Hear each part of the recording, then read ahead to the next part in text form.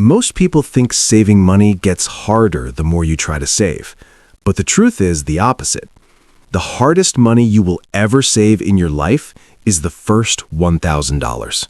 Not the next $10,000, not the next $50,000, the first $1,000.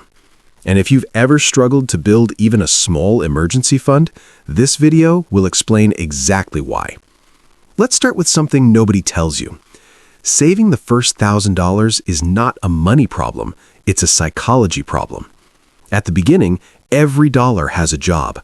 Rent, food, transport, bills, unexpected expenses that always show up at the worst time. Your income is already spoken for before it even arrives. So when someone says, just save a little, what they're really saying is, take money away from something that already feels necessary. That creates resistance. Because saving at this stage feels like sacrifice. You feel the pain immediately. Now compare that to someone who already has savings. When they save, they're not giving up survival. They're reallocating excess. That's the first reason the first $1,000 feels impossible. The second reason is invisible pressure. When you're starting from zero, every small expense feels justified. You tell yourself things like, I deserve this. It's just a small amount.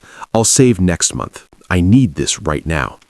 But once you have savings, your mindset changes.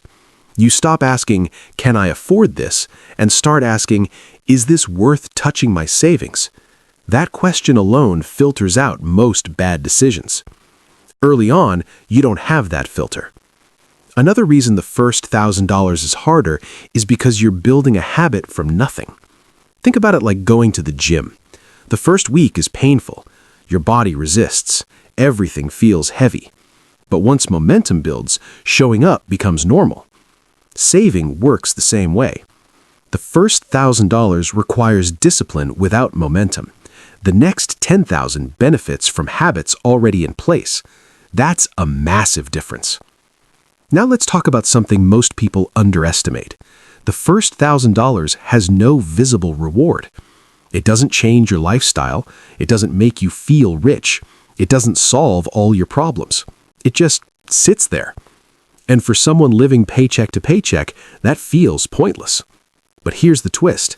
That boring, unimpressive $1,000 is the most powerful money you'll ever own. Because it changes how you behave. Once you know you have a cushion, even a small one, your decisions slow down. You stop panicking. You stop rushing. You stop reacting emotionally to every expense. That calm is what makes the next $10,000 easier. Let's also talk about income growth. Most people don't earn more at the beginning of their journey. They earn more later. So the first $1,000 is usually saved on a tight income. The next $10,000 is often saved while earning more or managing money better. More margin equals less friction. But here's the part that really matters. Saving the first $1,000 teaches you that you are capable.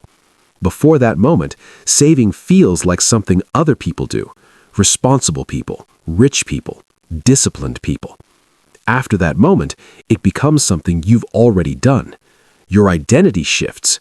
And once your identity changes, your behavior follows. That's why people who break past the first $1,000 often accelerate quickly. They stop seeing saving as punishment and start seeing it as protection. If this is clicking for you so far, this channel is built for exactly this kind of mindset shift. So take a second and subscribe, not for motivation, but for clarity around money decisions that actually matter. Now let's flip the question. If the first $1,000 is so hard, how do you make it easier? You stop aiming for perfection. Most people fail because they try to save properly.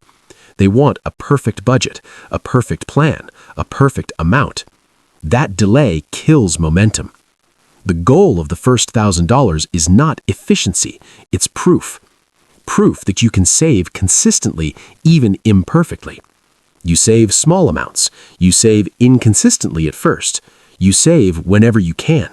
And that's okay, because consistency beats intensity at the beginning. Another mistake people make is treating savings like leftover money. Leftover money rarely exists. Instead, you save before you see the money. The moment income hits, a portion disappears into savings. No debate, no negotiation. Even if it's small, especially if it's small. That's how you train your brain to live on less without feeling deprived. And once you cross that first $1,000, something interesting happens. You stop asking, "Can I save?" and start asking, "How can I grow this?" That's when investing, higher goals, and long-term thinking enter the picture. But none of that happens without the first milestone. So if you're struggling right now, hear this clearly. You are not bad with money. You are just early. And early stages are always the hardest. The first $1,000 is heavy because it carries doubt, fear, and old habits with it. The next 10,000 is lighter because you've already proven something to yourself. You don't need to rush. You just need to start. And when you finally hit that first $1,000, don't underestimate it. That number is not about money. It's about control. And once you have that, everything else gets easier. If you want more videos that break money down like this in a way that actually makes sense in real life, subscribe to the channel. Your future finances will thank you for it. Because the hardest part isn't building wealth, it's believing you can start.